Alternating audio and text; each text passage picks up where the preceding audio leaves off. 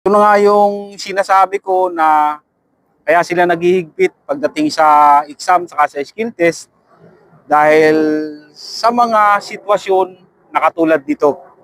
Baguhan pa lang dito si Kabayan, sa South Korea, dumating noong February 3 at nag-post siya sa isang group ng sitwasyon niya dito sa South Korea. Kaya nga kailangan pagdating dito sa South Korea ay kailangan ay marunong ka na kahit basic Korean. Yung mga instruction sa trabaho tungkol sa safety, tungkol dun sa mga pag-uutos ng mga Koreano na kasama nyo sa trabaho. Mabuti sana kung ang magiging kasama ninyo sa trabaho ng mga Koreano ay nakakaintindi kahit papaano ng English. Paano kung hindi? Tapos baguhan ka pa lang, di ba ang hirap, di ba? Basahin natin itong mga kabayan, yung pinost niya sa isang group dito sa South Korea. Hello po, good afternoon po.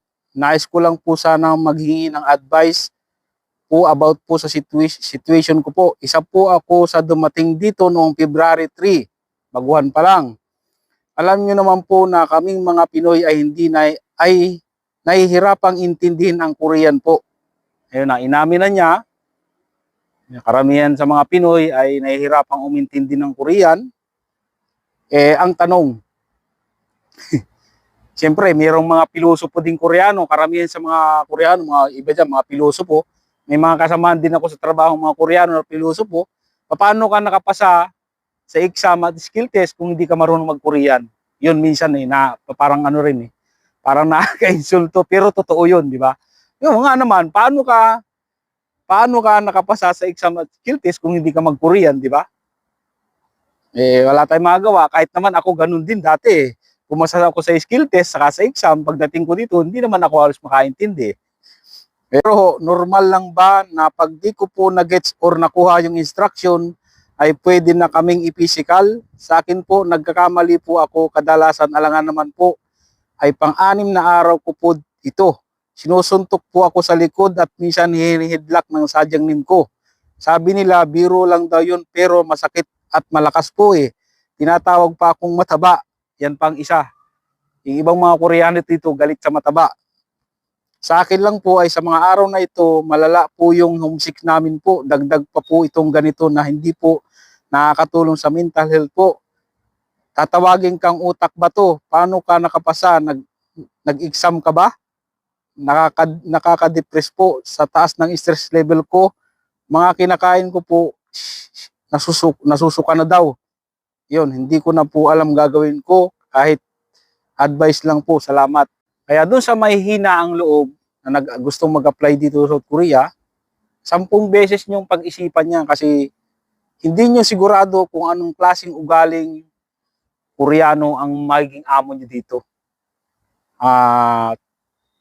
Sinasabi nga doon na biro lang daw, hindi lang natin kasi sigurado kung si Kabayan ay meron kasing Pinoy na ibang kababayan natin dito na hindi sanay mabiro, ayaw biruin. Sa company ng boss ko, may mga Koreano din naman na mahilig magbiro. Pero alam ko naman talaga na biro lang yun. Minsan tatapikin ka sa puwet, tatapikin ka sa balikat, pero hindi naman siya masakit. Saka yung amo ko, ay ayaw talaga niya doon sa mga tauhan niyang mga Koreano na naririnig, na nagmumura, lalo pat nandun kami. Ayaw ng amo ko ng ganun. Kahapon, nung isang araw nga, nagbibiroan lang naman kami ng mga Koreano. Kumbaga napamura yung Koreano, sakto na dumating si amo, ayun, pinagalitan siya nung amo namin. Pero, yung amo ko, kahit galit yan, hindi yan nagmumura. Ganon yung amo ko. Kaya iba-iba talaga ang ugali ng mga Koreano. Sa 8 years ko na pagtatrabaho dito sa company ng boss ko, kahit isang beses, hindi ko pa siya nakitang nagmura. Kaya nga, dun sa mga nag-a-apply dito at dun sa mga waiting ng employer, lagi kong sinasabi na habaan ng pasensya pagdating dito. Kung ano yung ugali ninyo sa Pilipinas, ay wag nyo nang dalhin dito. Sa una lang talaga, kalimitang nangyayari yung mga ganyan. Minsan, na-experience ko rin yung ganyan Doon sa tauhan ng amo ko na Koreano na matanda sa kabilang company ng amo ko. Bago pa lang ako noon, pinagtrabaho nila ako doon sa kabilang company. At hindi ko agad nakuha yung instruction na sa akin. Hindi rin naman kasi siya nakakapag-English.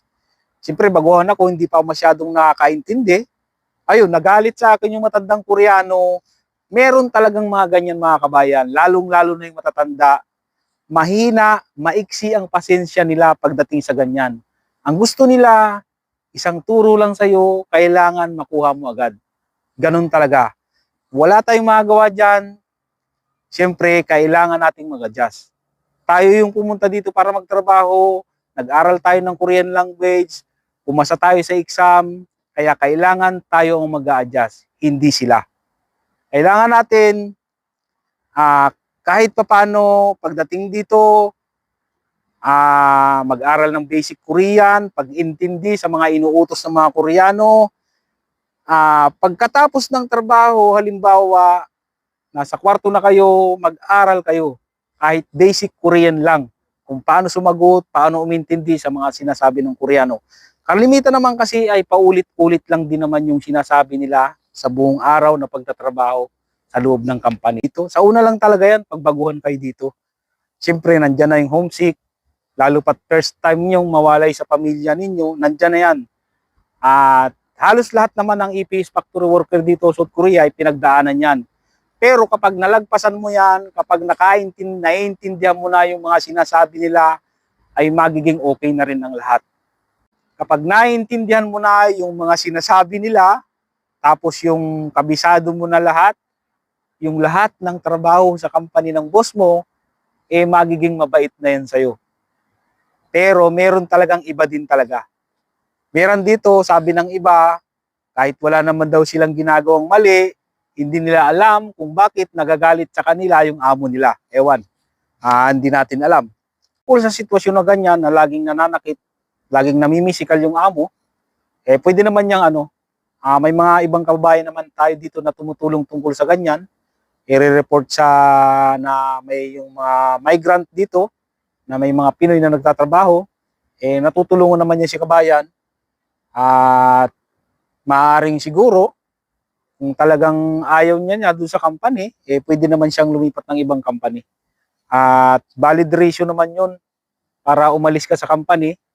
Yang nananakit, namimisikal, kulang magpasahod, laging delay ang sahod, kulang-kulang ang sahod. Ayan. Pwede namang valid reason yan para umalis ka doon sa company at makahanap ng panibagong company. Kaya kung mahina ang loob mo, at gusto mo mag-apply dito sa South Korea, nakarating ka na dito halimbawa, pag ganun ang nangyari, kalimitan kasi sa mga dito, mga Koreano, mahilig magbiro, tapos dagdag pa yung homesick, tapos may mga kasama ka pang Pinoy na mga ewan din ang ugali, maaaring mauwi lang sa wala. Yung pinaghirapan mo papunta dito, maaaring, may mga ganyang pangyayari. Hindi kinakaya yung homesick, tapos dagdagan pa ng mga katrabaho na mga hindi magandang ugali. Ganyan yung nangyayari dun sa iba. Umuwi na lang sa Pilipinas na hindi natatapos yung kontrata.